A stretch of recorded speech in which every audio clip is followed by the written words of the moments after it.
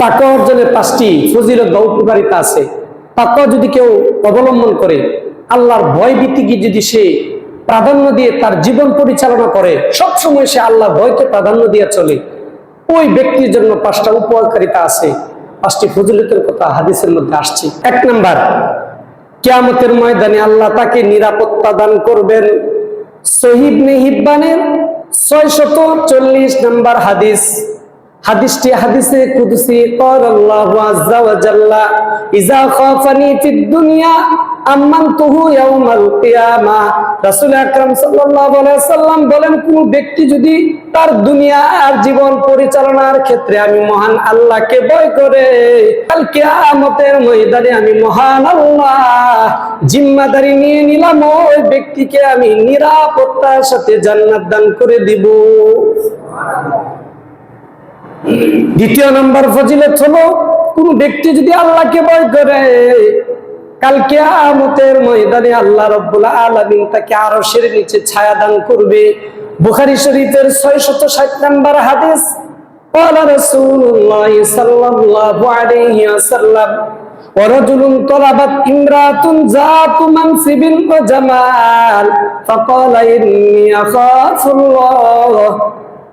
আল্লাহর রাসূল বলেন, কোন ব্যক্তি যদি এমন হয় যে তাকে সুন্দরী রমণী রূপসী একজন নারী তাকে অন্যায় কাজের দিকে ডাকতেছে, কিন্তু সে আল্লাহকে এমন ভয় করে, আল্লাহর ভয়ের কারণে সে অন্যায় কাজের মধ্যে জড়িত হয় নাই, আল্লাহর ভয়ের কারণে অন্যায় থেকে বেঁচে রইল, অন্যায়ের কাজের মুহূর্তে তার ভিতরে ভয় এসে গেল, আল্লাহ আজকে যদি আমি নির্জন নিরিবিলি পরিবেশে গুনাহ করি, দুনিয়ার কেউ আমাকে দেখবে না, কেউ কোনোদিন জানবে না, কিয়ামতের ময়দানে কিন্তু আমার হাত, আমার পা, আমার অঙ্গ প্রত্যঙ্গ আমার বিরুদ্ধে সাক্ষ্য দিবে, কিয়ামতের ময়দানে তোমার চোখ আমি ফাঁকি দিতে পারবো না। এই ভয়ে যদি সে গুনাহ ছেড়ে দেয়, আল্লাহ রাব্বুল আলামিন বলে, ওরে মুমিন, তোমার ভিতরে যদি এতটুকু ভয় থাকে, আমি আল্লাহ রাব্বুল আলামিন কাল কিয়ামতের ময়দানে আমার আরশের নিচে তোমাকে ছায়া দান করে দিব।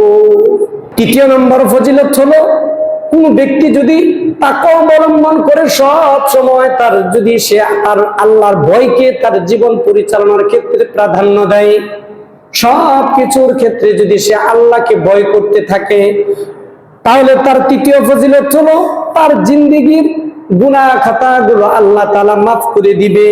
বুখারী শরীফের 3478 নম্বর হাদিস, ক্বালা রাসূলুল্লাহ সাল্লাল্লাহু আলাইহি ওয়াসাল্লাম আন্না রাজুলান কানা ক্বাবলাকুম ওয়ারাসাদাল্লাহু মালান। এক ব্যক্তি, পূর্ববর্তী জামানার মধ্যে এমন একজন ব্যক্তি ছিল যাকে আল্লাহ রাব্বুল আলামিন অসংখ্য অগণিত অর্থ সম্পদের মালিক বানিয়েছিলেন, অনেক প্রাচুর্যতা দান করেছিলেন, অনেক প্রভাব প্রতিপত্তি তাকে দান করেছিলেন, অনেক ধনাঢ্যবান ব্যক্তি ছিল, অনেক অর্থ সম্পদ জোগাড় করেছে। জোগাড় করার পর লাম্মা হুজিরা, যখন মৃত্যুর সময় তার নিকটবর্তী হয়ে গিয়েছে, মুমূর্ষ অবস্থায় আছে, মৃত্যু একেবারে সন্নিকটে, তখন তার সন্তানগুলিকে একত্রিত করলেন, হে আমার আদরের সন্তান, তোমরা আজকে আমার কাছে আসো, আমার কাছে কাছে এসে তোমরা বসো। বসার পরে বাবা সন্তানদেরকে জিজ্ঞেস করলেন, আইয়া আবিন কুনতু লাকুম, হে আমার সন্তানেরা, আমি তো তোমাদের জন্য দুনিয়ার জীবনে অনেক কিছু করলাম, এবার তোমরা মন খুলে বলো, আমি তোমাদের কেমন পিতা, আমি তোমাদের কেমন বাবা, অনেক কিছুই তো তোমাদের জন্য করলাম, আজকে তোমরা সত্য সত্য বলবা আমি তোমাদের কেমন পিতা। ক্বালু খায়রা আবিন, সন্তানগুলো সকলে মিলে এক বাক্যে বলল, হে আমাদের বাবা, আপনি হচ্ছেন শ্রেষ্ঠ পিতা, আপনি অনেক ভালো বাবা, আপনি আমাদের জন্য দুনিয়ার জমিনে অনেক কিছু করেছেন, আমাদেরকে লেখাপড়া করিয়েছেন, প্রতিষ্ঠিত করিয়েছেন, সংসার সুন্দরভাবে সুসজ্জিত করেছেন, আপনার উপর আমাদের কোনো ওজর নাই, আপনি বাবা হিসাবে বড় দামি বাবা, বড় শ্রেষ্ঠ বাবা। তখন বাবা বলতেছে, ফাইন্নী লাম আ'মালা খায়রা কাত্তু, ওরে আমার সন্তানেরা, তোমরা তো ঠিকই বলেছো আমি বাবা হিসাবে শ্রেষ্ঠ বাবা, কিন্তু আমার জীবনে আল্লাহর কোনো ভয় ছিল না, আমি তাকওয়া অর্জন করতে পারি নাই, আমার জীবনে কোনো নেক আমল নাই, শুধু ক্ষুদ্র একটা আমল আমি শিক্ষা করেছি, ক্ষুদ্র একটা অর্জন আমার জীবনে আছে, তেমন কোনো নেক আমল আমার ভিতরে নাই।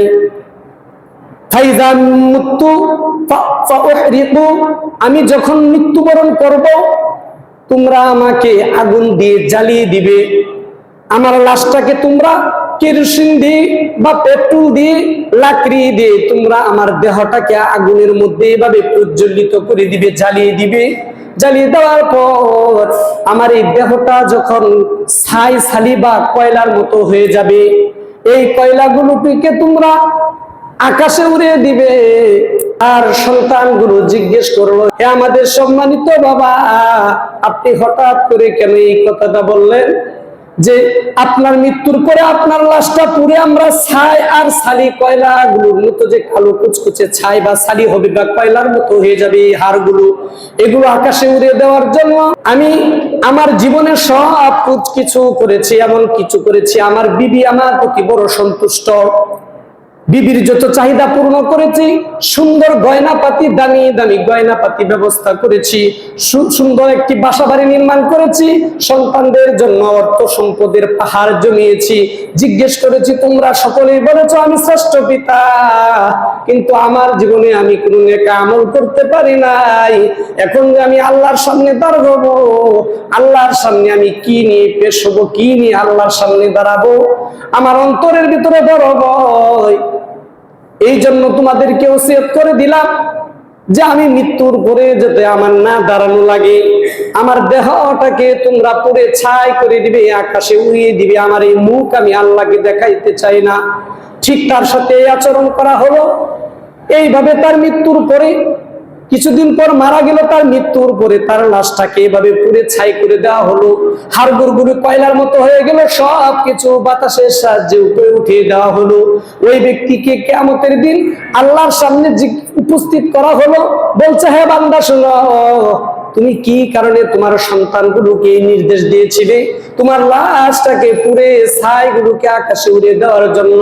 বলছে, আল্লাহ আমি জানি ছাই হইলে কোনো লাভ হবে না, আমার এই হাড়গুলো কয়লা বানিয়ে যদি উপরে উঠায় দেওয়া হয় মুক্তি পাবো না, কিন্তু আমার বড় লজ্জা, আমার মনের ভিতরে বড় কষ্ট, দুনিয়া দুনিয়া করে জিন্দেগি শেষ করে দিলাম, মৃত্যুর পূর্ব মুহূর্তে আমি সজাগ হয়েছি যে আমার কবর হলো ঠিকানা, তামাম জিন্দেগির হিসাব আল্লাহর সামনে, আল্লাহ আমার তো কিছুই নাই, তোমার সামনে মুখ আমি কি দেখাবো, কিভাবে দেখাবো? আমি লজ্জার কারণে, ভয়ের কারণে সাময়িকভাবে সিদ্ধান্ত নিয়েছি, এই জন্য আমার সন্তানরা আমার এই অবস্থা করেছে।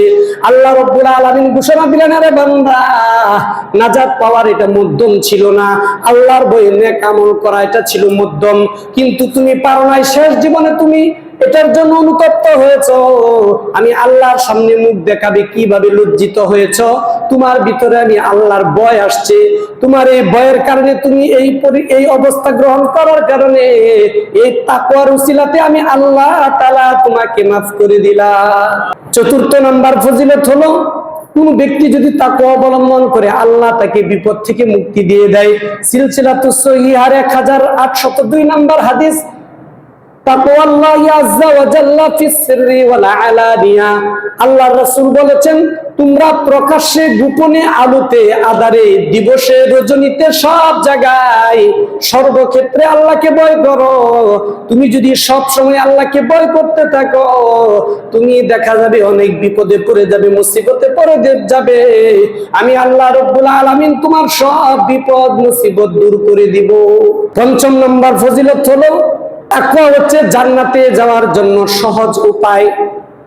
তিরমিজি শরীফের 2450 নম্বর হাদিস, قال رسول الله صلى الله عليه وسلم من خاف أدلج ومن أدلج بلغ المنزلة, যে ব্যক্তি আল্লাহকে ভয় করে তার জন্য নেক আমল করা সহজ হয়ে যায়, জান্নাতের পথে চলা সহজ হয়ে যায়। এরপরে ওমান আদলাজা বালাগাল মানজিলা, যে ব্যক্তির জন্য নেক কাজ করা সহজ হয়ে যায়, ওই ব্যক্তি তার গন্তব্যস্থান জান্নাত পর্যন্ত আল্লাহ তাআলা তাকে সহজভাবে পৌঁছে দেয়।